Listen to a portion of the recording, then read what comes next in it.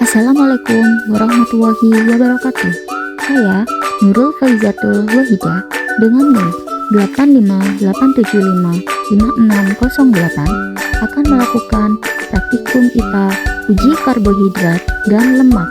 Alat dan bahan yang kita butuhkan yaitu ada betadin, kemudian 1 sendok tepung terigu, 1 iris tahu putih, 1 sendok margarin, 1 iris kentang, 1 buah biskuit, dan 1 potong putih telur rebus, kemudian 1 sendok gula pasir, 1 potong apel, nasi secukupnya, serta 1 iris pisang.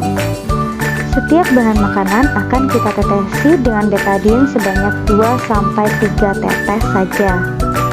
Kemudian kita akan memperhatikan bahan makanan yang diuji apakah menunjukkan adanya perubahan warna, yaitu dari warna aslinya menjadi biru tua atau biru keunguan atau biru kehitaman.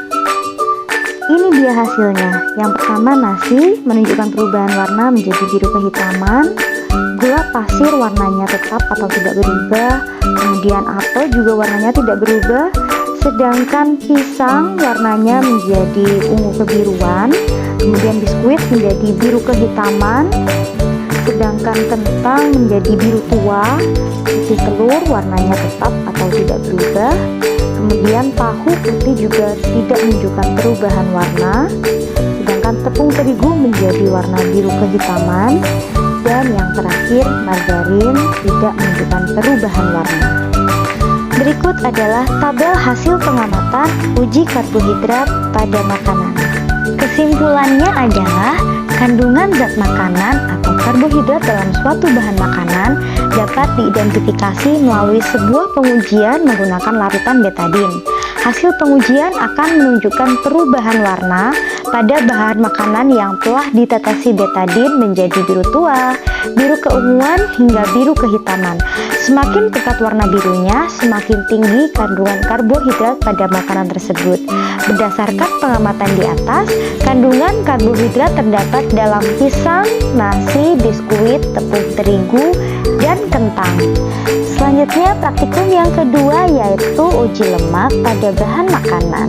Alat dan bahan yang kita butuhkan dalam praktikum ini, yang pertama 2 buah piring, kemudian pipet sebanyak 5 buah, kertas coklat sampo buku ukuran 10x10 cm sebanyak 12 lembar, lampu senter 1 buah, kemiri 3-4 butir, margarin yang sudah dicairkan, wortel 1 buah seledri 1 tangkai, biji jagung kering sekitar 1 genggam, singkong kering 1 iris, kacang tanah yang sudah dikupas kering, pepaya 1 potong kecil, santan 1-3 sendok teh, minyak goreng 5 ml, susu 1-3 sendok teh, dan air 5 ml.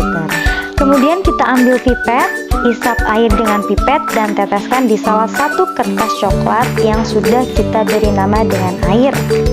Yang kedua, kita ambil pipet yang lain, kita isap minyak dengan pipet dan teteskan di atas kertas coklat yang sudah diberi nama minyak.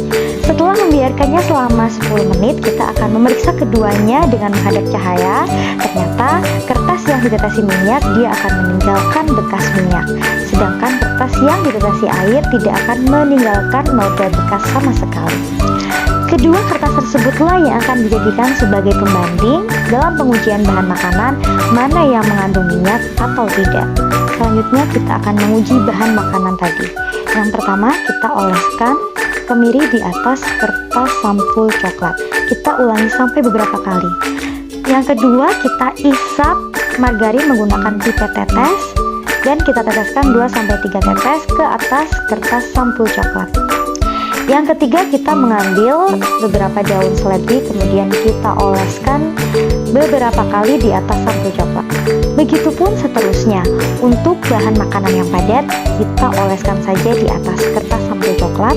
Sedangkan bahan makanan yang cair akan kita isap menggunakan pipet tetes dan kita teteskan 2-3 tetes di atas kertas sampul coklat.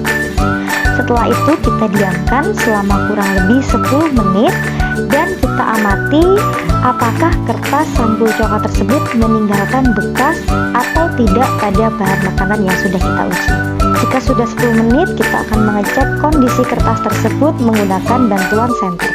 Ternyata kacang tanah kering meninggalkan bekas noda minyak sedangkan wortel tidak.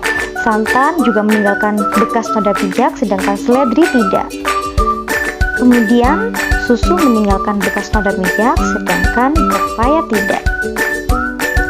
Margarin juga meninggalkan bekas noda minyak sedangkan singkong kering tidak, dan kemiri meninggalkan bekas noda minyak sedangkan biji jagung kering tidak. Berikut adalah tabel hasil pengamatan uji lemak pada makanan. Kesimpulan hasil praktikum kali ini adalah kandungan zat makanan, salah satunya lemak, pada sebuah bahan makanan dapat diidentifikasi keberadaannya menggunakan sebuah pengujian sederhana, yaitu dengan menggosokkan bahan makanan padat atau meneteskan bahan makanan cair ke permukaan kertas coklat sampul buku.